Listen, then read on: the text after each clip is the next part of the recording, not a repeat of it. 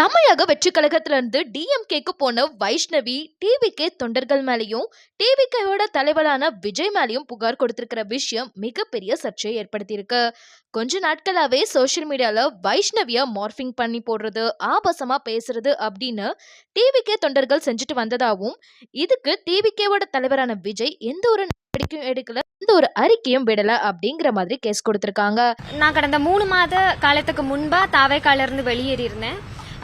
தாவேக்காலிருந்து வெளியேறின சமயத்துல இருந்தே தொடர்ந்து தாவேக்கா தொண்டர்கள் ஆகட்டும் ரொம்ப அஃபென்சிவான கமெண்ட்ஸ் தான் போட்டுட்டு இருக்காங்க. ஆபாசமா சித்தரிக்கிறது, மார்ஃப் பண்றது, தேவையில்லாத அவதூறுகளை பரப்புறது, இந்த மாதிரியான ஒரு செயல் தான் தொடர்ந்து நடந்துட்டே இருக்கு. நான் வெளியேறின காலம் தொட்டே நானும் வந்துட்டு தாவேகா தலைவர் திரு விஜய் அவர்கள் ஏதாவது ஒரு அறிக்கை வாய்மொழியாகவோ இல்லாட்டி வந்துட்டு அறிக்கை எழுத்து வடிவிலையோ கொடுப்பாரு அப்படின்னு நானும் எதிர்பார்த்துட்டே இருந்தேன். இந்த 2 மாத காலமா அவரும் எதுவும் கொடுக்கற மாதிரி தெரியல. எனக்கு இதுக்கப்புறமும் அவர் கொடுப்பாரு அப்படிங்கிற நம்பிக்கை இல்ல. அதனால தாவேகா தலைவர் திரு விஜய் அவர்கள் மேலையும் அவரோட தொண்டர்கள் மேலையும் கம்ப்ளைண்ட் ஃபைல் பண்ணியிருக்கேன் இன்னைக்கு கமிஷனர் ஆபீஸ்ல.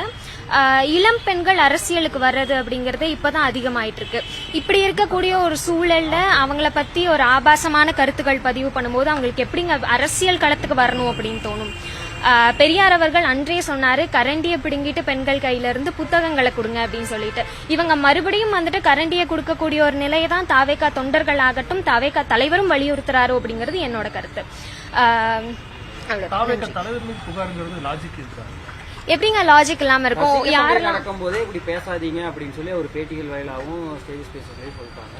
ஆன்லைன்ல இந்த மாதிரி பண்றாங்க அப்படிங்கும்போது அந்த கட்சி தலைவர் நேரடியா புகார் அப்படிங்க அவர் நிறைய இடங்கள்ல தனிப்பட்ட நபர்கள் ஒவ்வொருத்தங்களும் யாரு தாவேக்காக்கு சப்போர்ட் பண்றாங்களோ அங்க எல்லாருமே எங்களோட விர்ச்சுவல் வாரியர்ஸ் தான் அப்படிங்கறத தெளிவா சொல்லியிருந்தாரு. அண்ட் நான் அவர் கட்சியில இருந்து வெளியேறின காலம் தொட்டே நிறைய பெண்கள் ஐடியாலஜிக்கலா நாங்க ஸ்டாண்ட் எடுக்கிறோம் அப்படிங்கிற பட்சத்துக்கு அவங்க ஆப்போசிட்ல இருந்து நாகரிகமான ஒரு அரசியல் விவாதத்தை தான் நாங்க எதிர்பார்க்கிறோம். ஆனா அது இங்க நடக்கிறது இல்ல அப்படிங்கறதா உண்மை. சோ அதை கண்டித்து அவர் விர்ச்சுவல் வாரியர்ஸ் மேல அவர் ஏன் ஒரு அறிக்கை கூட வெளியிட மாட்டேங்கிறாரு அப்படிங்கறது எங்களோட கேள்வி. விளம்பரத்துக்காக வைஷ்ணவி இந்த மாதிரி பண்றாங்கங்கிற மாதிரி விளம்பரத்துக்காக நிச்சயமா இல்ல. எங்க அரசியல் களத்துல நேர்மையான நியாயமான விவாதங்களை எடுத்து வச்சா அது அட்டென்ஷன் சீக்கர் அப்படிங்கறது இல்ல இல்லையா?